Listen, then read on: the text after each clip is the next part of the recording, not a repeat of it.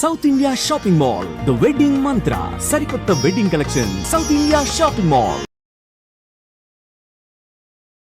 Okay doctor గారు, అయితే మనము వింటూ ఉంటామండి, డయాబెటీస్ ఉన్న వాళ్ళకి కానీ ఇలాంటి వాళ్ళకి చిగుళ్ళ వాపు కానీ చిగుళ్ళ నుంచి రక్తం కానీ ఎక్కువగా వస్తుంది అని అంటారు కదా, ఇది ఎంతవరకు నిజం అంటారు? అలాంటి వాళ్ళు ఇంకెంత జాగ్రత్తగా ఉండాలండి? సో ఖచ్చితంగా నార్మల్ పబ్లిక్తో పోలిస్తే ఈ డయాబెటీస్ లేదా షుగర్ ఉండే వాళ్ళకి చిగుల సమస్యలు తరచుగానే వస్తుంటాయి. ఇంకొంచెం ఎక్కువ ఛాన్స్ అనేది వాళ్ళకి ఎక్కువగా ఉంటుంది.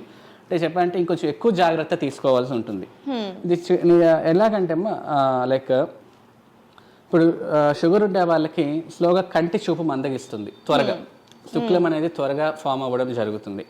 సో వాళ్ళ వినికిడి శక్తి కూడా కొంతమందికి త్వరగా తగ్గుతూ వస్తుంది. అంటే ఈ షుగర్ అనేది ఒక్కొక్క అవయవం పైన దాని ప్రభావం అనేది చూపుతూ ఉంటుంది. కళ్ళ పైన శుక్లం లాగా, చెవి వినికిడి తగ్గడం వల్ల ఇట్లా. సో అదే విధంగా చిగుళ్ళ పైన కూడా డయాబెటీస్ ప్రభావం అనేది ఉంటుంది. అంటే చిగులలో ఉండే కొలాజిన్ అంటాం ఒక మెటీరియల్, లైక్ చిగులని గట్టిగా ఉంచే ఒక మెటీరియల్ మీద దీని ప్రభావం చూపి చిగుళ్ళని వదులు చేస్తుంది. సో లూజ్ చేస్తుంది అనమాట. సో ఇట్లా లూజ్ గా ఉండడం వల్ల చిగుళ్ళకి సమస్యలు వచ్చే అవకాశాలు ఎక్కువ అవుతాయి. సో అందువల్ల మనకు షుగర్ పేషెంట్స్ కి ఎక్కువ సమస్యలు వస్తున్నాయని చెప్తాం. సో ఇటువంటి వాళ్ళు ఏం చేయాలంటే టీత్ క్లీనింగ్స్ లాంటివి కానివ్వండి, లైక్ ఇయర్లీ చెకప్ అనేది ఖచ్చితంగా మెయింటెనెన్స్ లో ఉండాలి. సో ఇయర్లీ చెక్ చేసుకొని ఏదైనా ప్రాబ్లం ఉంటే దాన్ని అక్కడికక్కడే మొదటి దశలోనే గనక మనం ప్రాబ్లమ్ ని గనక రెక్టిఫై చేయగలిగితే వీళ్ళకి సమస్య పెద్దదిగా అవ్వకుండా ఉంటుంది. అదే కనుక మనం భయపడి సో వెళ్లకుండా గనక ఉండి ఇటువంటి సిచ్యువేషన్స్ ఏమవుతుందంటే ఈ చిగురు సమస్య పెద్దదయ్యి మళ్ళీ టీత్ లూజ్ అయ్యే స్టేజ్ కూడా వస్తారనమాట.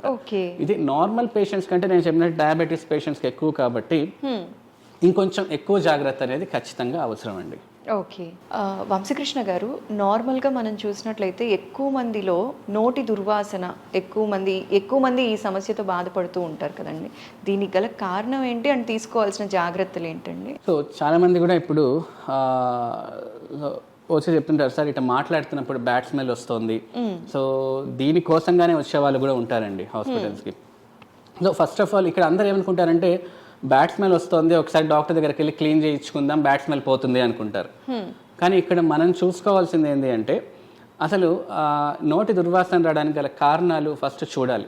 ఇప్పుడు ఒక కారణం నేను చెప్తాను. ఇప్పుడు ఉదాహరణకి మన పంటిలో ఒక పిప్పి పన్ను లేదా రంధ్రం పడిన పన్నే ఉందనుకోండి, మనం తిన్న ఆహారం ఖచ్చితంగా అక్కడికి వెళ్ళి చేరుతుంది. అట్లా ఉదయం తిన్న ఆహారం మధ్యాహ్నం వరకు లేదా రాత్రి వరకు ఆ రంధ్రంలో ఉంటే ఖచ్చితంగా అది పాడైపోయి స్మెల్ రావడం అనేది జరుగుతుంది. సో ఇక్కడ మనం నోటి దుర్వాసన వస్తుంది అంటే మనం చేయాల్సింది ఆ పిప్పి పన్నుకు ట్రీట్మెంట్ చేసుకోవాలి. సో పళ్ళు క్లీనింగ్ కాదు చేసుకోవాల్సింది. సో ఈ విధంగా ఫస్ట్ మనం వాళ్ళని ఎవాల్యుయేట్ చేయాలి. వీళ్ళకి ఏ కారణం చేత నోటి దుర్వాసన అనేది వస్తుంది, పిప్పి పన్ను వల్ల వస్తుందా, లేదా చిగుళ్ళ దగ్గర కొంతమందికి గార ఎక్కువగా చేరి వాటి వల్ల కూడా నోటి దుర్వాసన అనేది ఎక్కువగా వస్తుంది. చిగుళ్ళ ఇన్ఫెక్షన్ వల్ల నోటి దుర్వాసన వస్తుంది. సో ఇది చిగుళ్ళ ఇన్ఫెక్షన్ వల్ల వస్తుందా, ఇంకొంతమందికి వాళ్ళ లైక్ ఈ జ్ఞానదంతాలు ఉంటాయన్నమాట, ఈ చివర్లో వచ్చే జ్ఞానదంతాలు ఉంటాయి. ఇవేంటంటే చాలా మందికి సరిగ్గా రావు, వంకరగానో పక్కలుగానో వస్తూ ఉంటాయి. ఇటువంటి వాళ్ళకి ఏంటంటే మనం తిన్న ఆహారం అంతా అక్కడికి వెళ్ళి చేరుకొని అక్కడే ఉండిపోయి స్మెల్ రావడం అనేది జరుగుతుంది. సో ఇటువంటి వాళ్ళకి ఏంటంటే ఆ జ్ఞానదంతాలు కనుక తీర్చుకుంటే ఆ స్మెల్ అనేది ఖచ్చితంగా తగ్గిపోతుంది. సో వాటి ఓరల్ ఎవరు వచ్చినా ఫస్ట్ వాళ్ళ ఓరల్ కండిషన్ ని ఫస్ట్ స్క్రీన్ చేసి వాళ్ళకి ఎందువల్ల ఇది బ్యాడ్ ఓడర్ లైక్ బ్యాడ్ స్మెల్ వస్తుంది అనేది మనం చూసి దానికి మనం ట్రీట్మెంట్ అనేది చేసుకోవాలి. అంతేగాని మనకు బ్యాడ్ స్మెల్ వస్తుంది క్లీన్ చేసుకుంటే బ్యాడ్ స్మెల్ పోతుంది అనేది కాదండి పాయింట్. సో దానికి తగ్గ ట్రీట్మెంట్ మనం ఇవ్వాలి. ఇవి కాకుండా నోటికి సంబంధించిన కారణాలు కాకుండా మన మిగిలిన శరీరానికి సంబంధించిన కారణాలు కూడా కొన్ని ఉంటాయి. ఉదాహరణకి గ్యాస్ట్రైటిస్ ఉండే వాళ్ళకి కొన్నిసార్లు స్మెల్ అనేది నోట్లో మారుతూ ఉంటుంది, ఎందుకంటే ఆహారం ఇటువంటి వాళ్ళకి త్వరగా అరగదు. సో వాళ్ళు తేన్పినప్పుడు కానివ్వండి అటువంటిప్పుడు స్మెల్ అనేది ఖచ్చితంగా మారుతుంది. సో హై షుగర్ ఉండే వాళ్ళకి కూడా అన్కంట్రోల్ డయాబెటీస్, నార్మల్ వాళ్ళకి కాదు, అన్కంట్రోల్ డయాబెటీస్ ఉండే వాళ్ళకి కూడా నోటి నుంచి వచ్చే స్మెల్ మారుతూ ఉంటుంది, స్మెల్ ఖచ్చితంగా మారుతుంది. ఇంకొకటి కామన్గా మనకు ఏంటంటే నీళ్లు తాక్కపోవడం వల్ల కూడా స్మెల్ మారుతుంది. ఓకే, అంటే వాటర్ ఇంటేక్ ఎక్కువ లేకపోవడం వల్ల. అంటే ఇక్కడ మనకు వాటర్ ఇంటేక్ కనుక చక్కగా ఉంటే నోట్లో లాలాజలం అనేది ఊరుతూ ఉంటుందండి. సో మనకు నోట్లో చక్కగా లాలాజలం కనుక ఊరుతూ ఉంటే నోటి నుంచి స్మెల్ రాదు. ఓకే, ఎప్పుడైతే నోరు ఎండిపోయిందో ఖచ్చితంగా నోట్లో స్మెల్ మారుతుంది. మీరు గమనించండి, ఉదయం 10 నుంచి నీళ్లు తాగకుండా ఉంటే 1 గంటకి నోట్లో స్మెల్ మారిపోతుంది. రీజన్ ఏంటంటే నోరు ఎండిపోవడం వల్ల.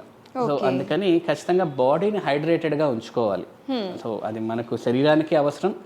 రెండోది మన నోట్లో వచ్చే లాలాజలానికి ఇటువంటి ప్రాబ్లమ్స్ కూడా రాకుండా చూసుకుంటుంది. సో ఇవన్నీ మనకు నోటి దుర్వాసనకు గల కారణాలు చెప్పొచ్చు.